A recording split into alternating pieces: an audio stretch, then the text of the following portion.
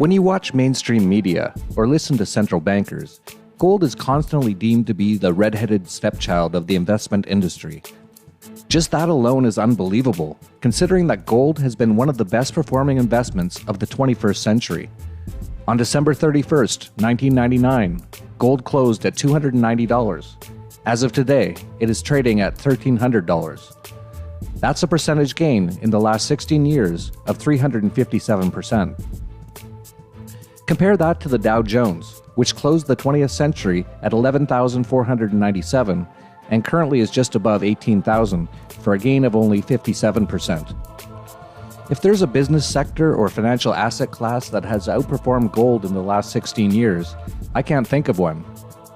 Yet aside from your crazy neighbor with a bomb shelter or those who watch the dollar Vigilante, how many people do you know who understand the necessity for owning gold and have actually acted on that knowledge?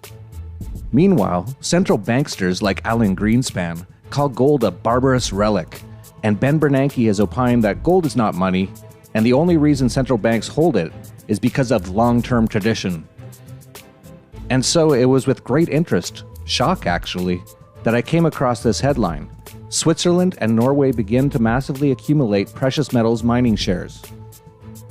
It outlines how the central banks of both Norway and Switzerland have been buying up nearly $1 billion worth of gold mining stocks. Well, isn't that interesting?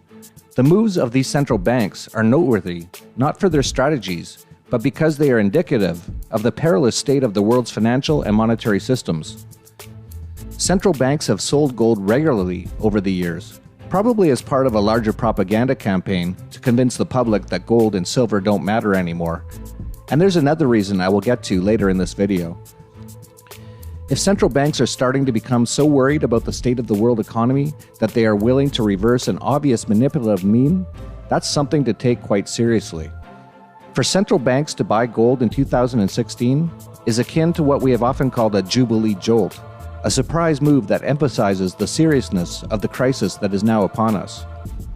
Certainly, these purchases go against the grain of traditional, modern central bank investment activism.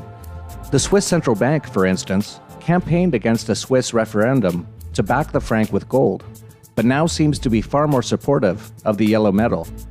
Throughout the latter stages of the 20th century and into the 21st, central banks have disgorged gold with varying degrees of enthusiasm.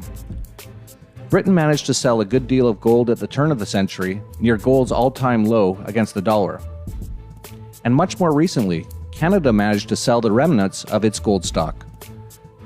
Of course, other central bank gold transactions are shrouded in mystery. Both France and Germany recently wanted to repatriate gold from the US and ran into a good deal of difficulty doing so. And when it comes to the US itself, the size of the nation's gold stock remains similarly mysterious. In fact, for decades there has been speculation that US gold supposedly doesn't exist, or that what remains is gold of a most inferior kind. It's impossible to say with any surety what resides in Fort Knox, because no audit has taken place for more than half a century. But now pressure may rise on the US government to confirm gold holdings. The following is from Zero Hedge. Both banks are being reported to have printed close to $1 billion of fiat money as of recently.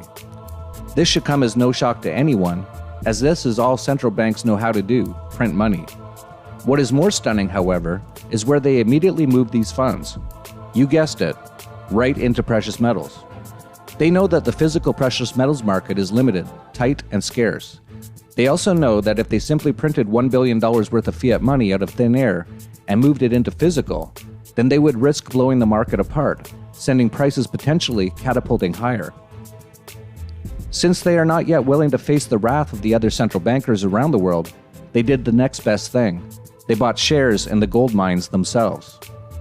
The article points out what we have mentioned before, that central bank disgorgement of gold never seemed to make much sense.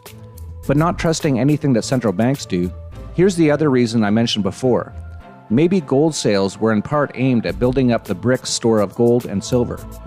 Russia and China in particular have been aggressive buyers of gold, and it is certainly possible that sales were engineered to provide liquidity to the market and to ensure additional economic leverage accrued to BRICS countries.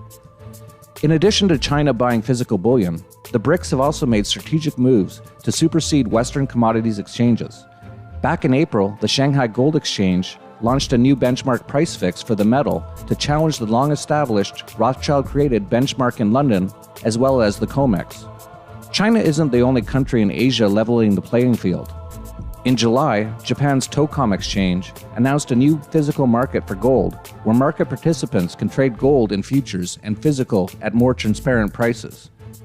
As we pointed out numerous times, Western elites are working overtime to even out the economies of developing and developed countries.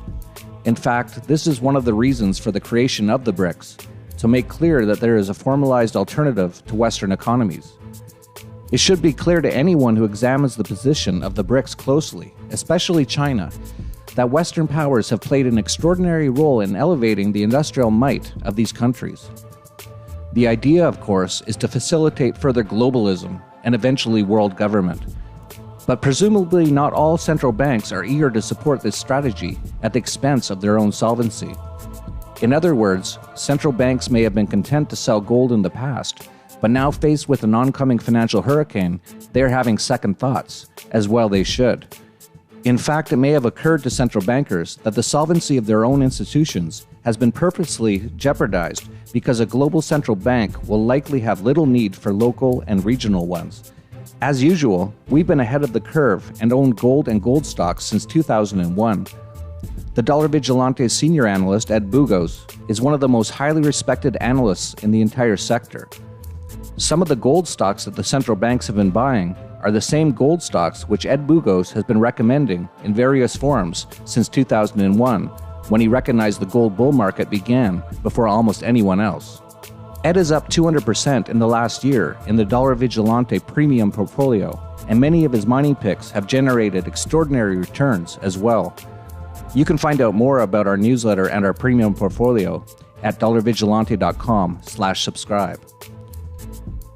It's getting to be very interesting times when central banks are counterfeiting their own currencies and buying gold mining stocks with the proceeds. We've been buying gold and gold stocks for years because we knew we'd arrive at this point in time when things started to get crazy.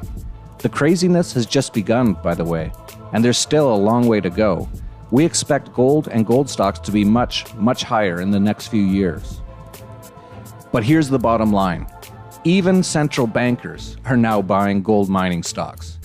They see the same craziness that we do and are purchasing gold for the same reason as us, to try to survive through the coming collapse and to also profit from it.